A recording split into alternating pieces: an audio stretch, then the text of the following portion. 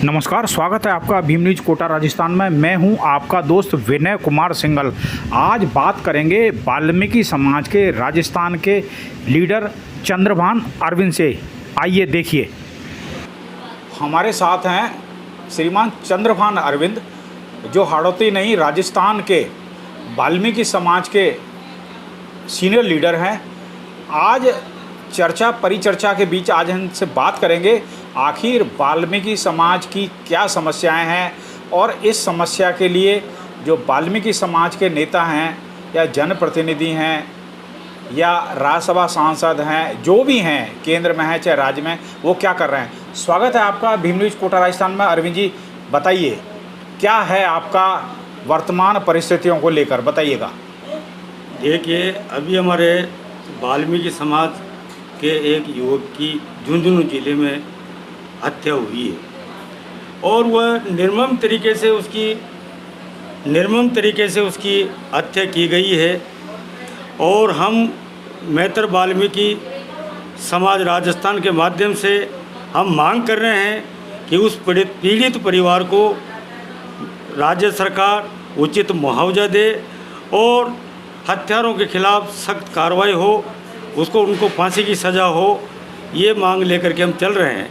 जैसा कि राजस्थान में उदयपुर में एक कन्हैया टेलर की हत्या की गई थी, वो भी निर्मम तरीके से की गई थी, और उसके परिवार को राज्य सरकार ने जो मुआवजा दिया था 50 लाख रुपए उसके परिवार को मुआवजा दिया गया था। उसके परिवार के सदस्य को सरकारी नौकरी दी गई थी।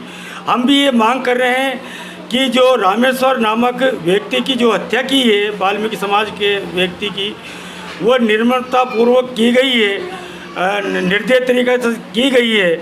हम ये मांग करते हैं कि जिस तरीके से सरकार ने कन्हैया टेलर में मुआवजा दिया है, उसी तरीके से इसके पीड़ित परिवार को भी 50 लाख रुपए मुआवजा के स्वरूप दिए जावें और एक सरकारी नौकरी दी जाए और हत्यारों के खिलाफ सख्त कार्रवाई की जाए।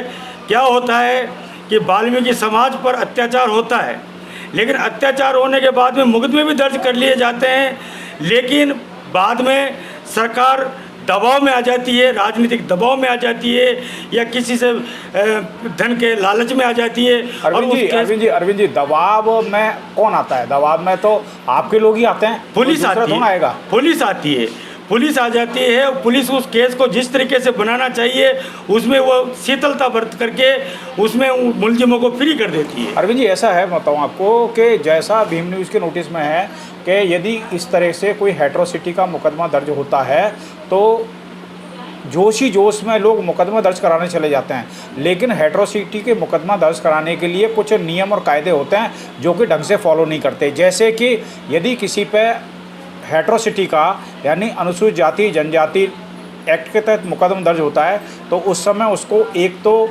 आधार कार्ड की फ़ोटोकॉपी, एक जाति प्रमाण पत्र की फ़ोटोकॉपी, एक बैंक पासबुक की फ़ोटोकॉपी, इन तीनों चीज़ों को लेकर संबंधित थाने में जाना पड़ता है, तब जाके ये हेट्रोसिटी में मुकदमा दर्ज होता है। अक्सर क्या होता है कि लोग चले जाते हैं मुकदमा दर्ज करने के लिए और वहाँ हो जाता है कि ठीक है मुकदमा दर्ज किया, लेकिन आगे जाके वो कोर्ट में केस टर्न डाउन हो जाता है क्योंकि वहाँ जाति प्रमाण पत्र सबमिट नहीं हो पाता।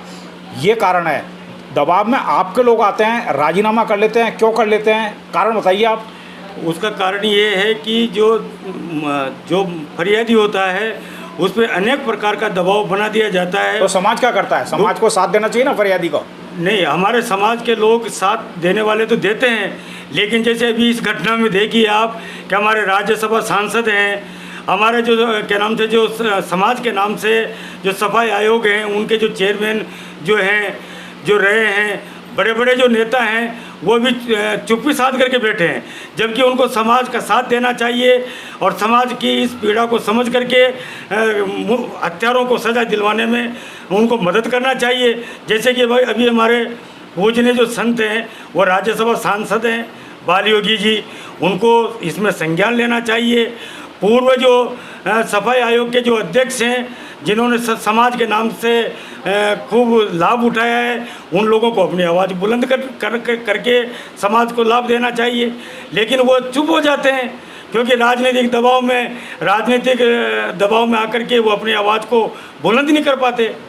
तो इसलिए हम ये चाह रहे हैं, अब की बार समाज ने तय किया है कि समाज अब जब भी अत्याचार होगा समाज उसके लिए खड़ा होगा और खड़ा होकर के अपनी आवाज़ को बुलंद करके। वाल्मीकि समाज क्यों, अनुसूचित जाति के अन्य समाजों को क्यों नहीं जोड़ते हो आप?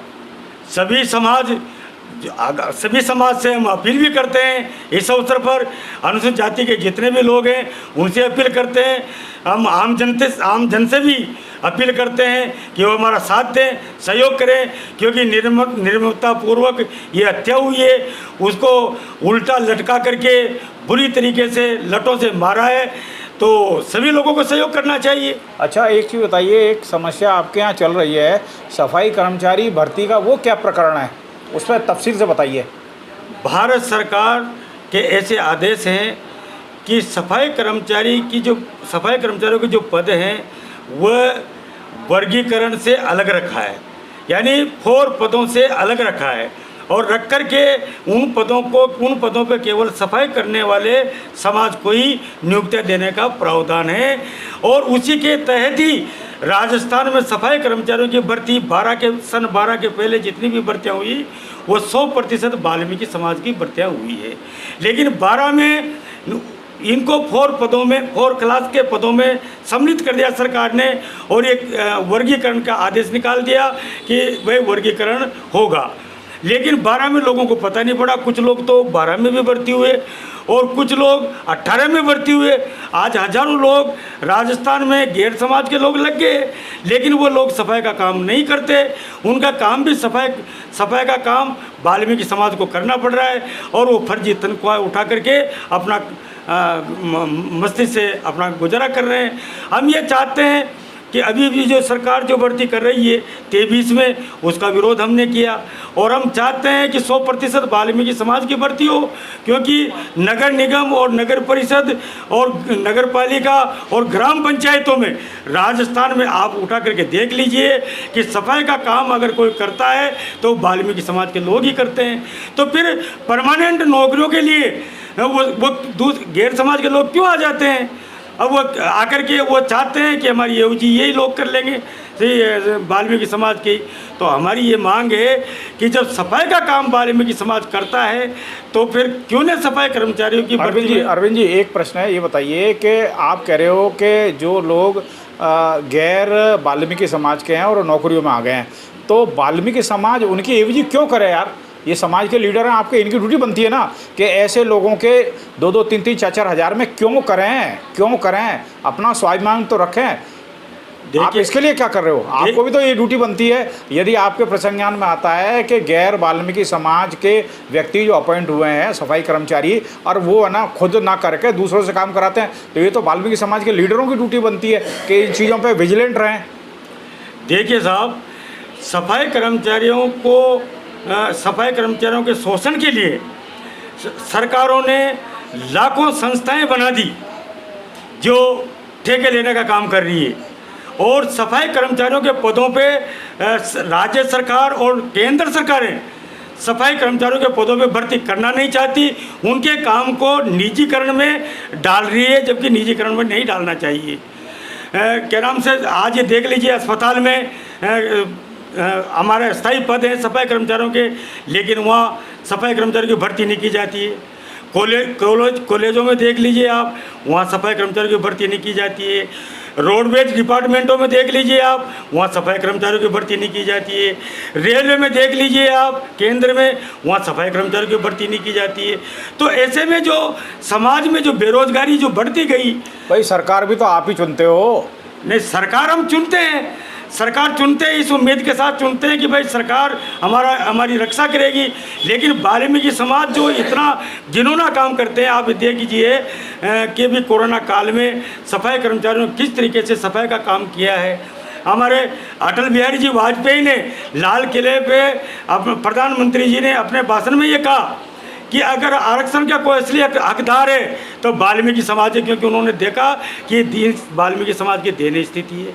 वाराणसी में वर्तमान प्रधानमंत्री जी नरेंद्र मोदी जी जो हैं, उन्होंने सफाई के कार्य को देख करके प्रसन्न होकर के वाल्मीकि समाज के कर्मचारियों का पैर धो करके और आशीर्वाद लिया। ये मतलब दिखावा तो हम पूरा कर रहे हैं, लेकिन दिखावे के साथ साथ जो पद जो सफाई कर्मचारी के हैं उनको निजीकरण में हम क्यों दें? उन पे भर्ती होना चाहिए, सफाई कर्मचारी की भर्ती होना चाहिए, ताकि हमारी बेरोजगारी दूर हो।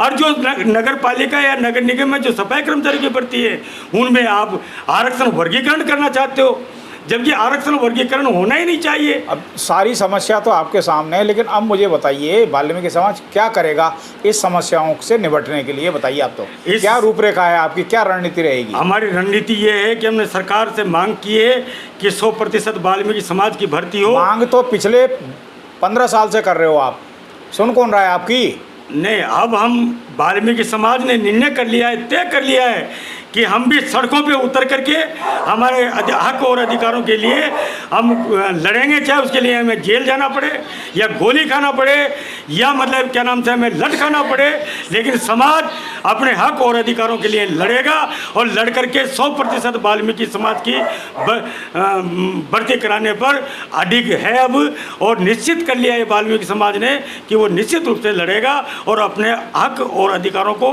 प्राप्त करके रहेगा, चाहे उसके लिए वाल्मीकि समाज को जेल जाना पड़े, गोलियां खाना पड़े या कितनी भी बड़ी कुर्बानी देनी पड़े, वो देने के लिए तैयार है।